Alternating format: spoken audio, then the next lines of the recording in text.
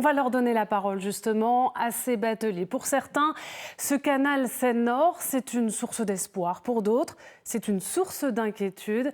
Et vous allez le voir, c'est souvent en fonction de la taille de la péniche.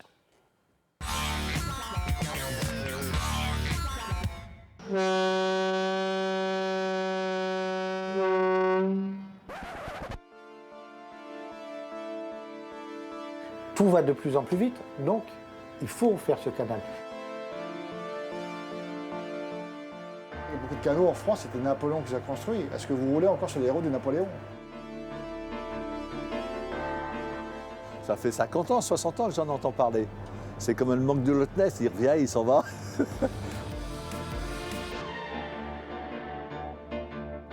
Les Groenlandais vont arriver et puis bon, ça sera pour eux le marché.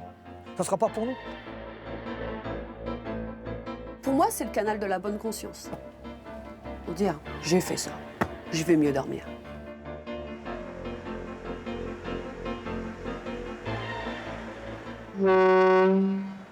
Dans ces 48 conteneurs sur 2 niveaux, 540 tonnes de matériel, des pièces pour un constructeur automobile.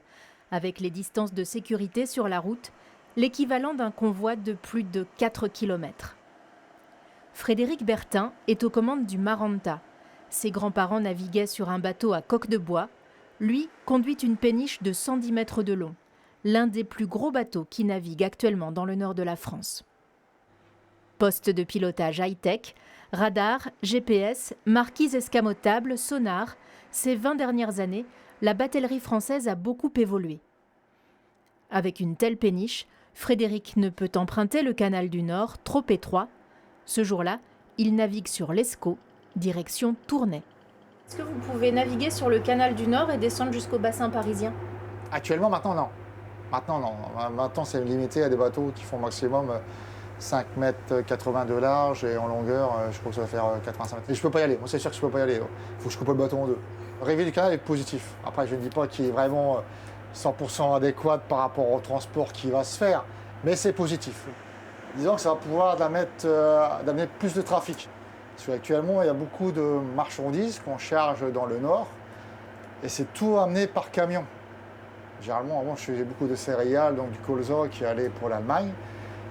Et ça vient d'Origny-Sablenois, de la Somme, beaucoup d'endroits que c'est rapproché par camion. Et si le canal Seine-Nord y est fait, en fait, les camions, au lieu de taper 2 heures de voiture de trajet, ils feront que 30 minutes.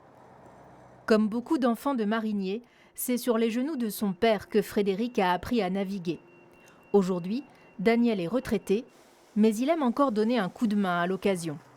Le canal à grand gabarit, il en a entendu parler toute sa carrière, et lui aussi l'espère. La nostalgie, c'est bien, la mémoire, je suis pour la conserver, mais il faut évoluer. C'est vital pour vous? Ah, c'est vital, pour moi c'est vital. Je reproche qu'on n'a pas évolué. Non, le canal Seine-Nord devrait être fait. Nous voici à Douai, dans le Nord, deuxième ville batelière de France derrière Conflans-Sainte-Honorine. De nombreuses péniches sont à quai, certaines transformées en habitations sédentaires.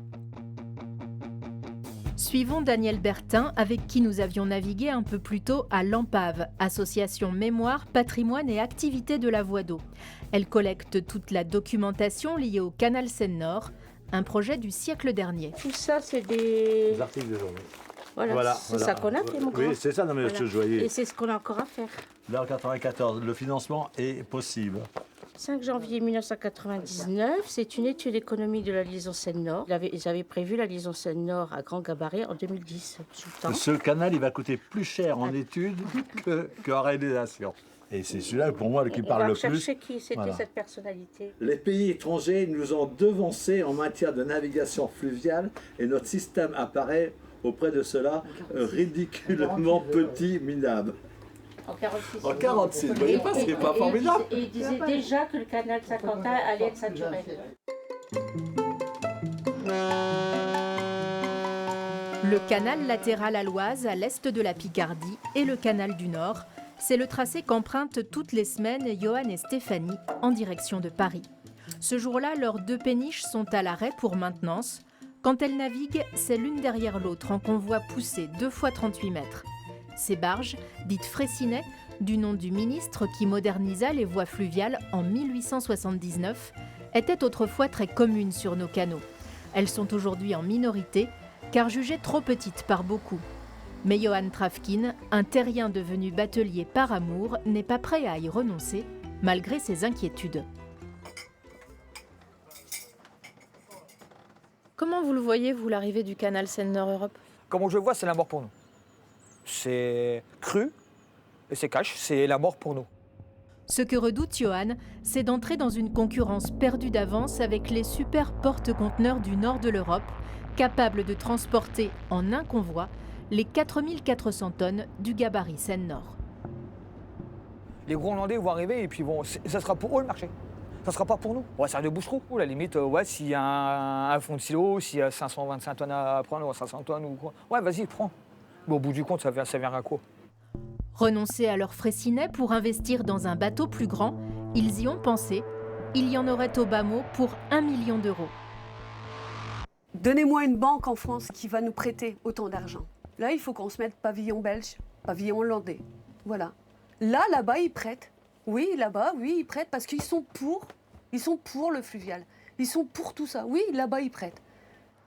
À l'association En Pave, retrouvons Fabienne Coeur, sa présidente. Pour elle, il ne faudrait pas que le canal à grand gabarit capte tous les financements, au détriment de l'entretien de l'ensemble du réseau, les 6700 km de canaux gérés par VNF. Il ne faut pas que la Seine-Nord-Europe devienne le TGV de la voie d'eau. C'est-à-dire qu'on ne pense qu'à ça, qu'on ne voit que les gros chargeurs. On le voit avec le TGV, ce qui s'est passé. On a misé sur le TGV, mais du coup, il y avait la priorité là-dessus.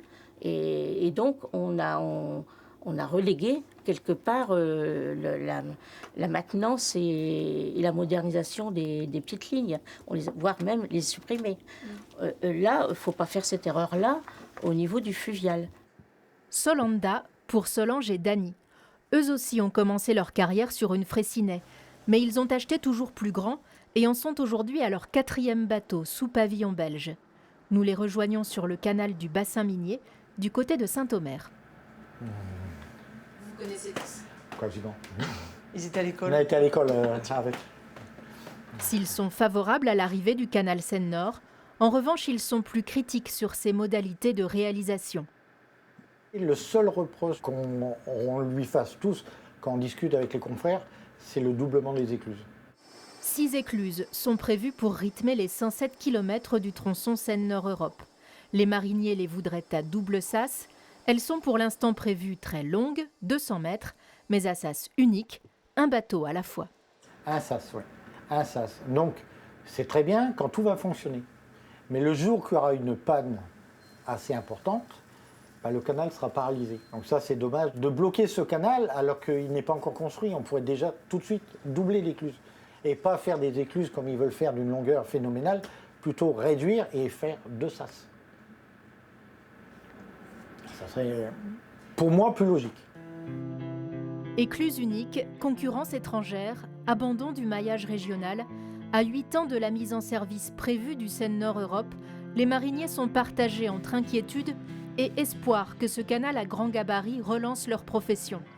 La France comptait environ 8000 bateliers dans les années 70. Il serait aujourd'hui 10 fois moins.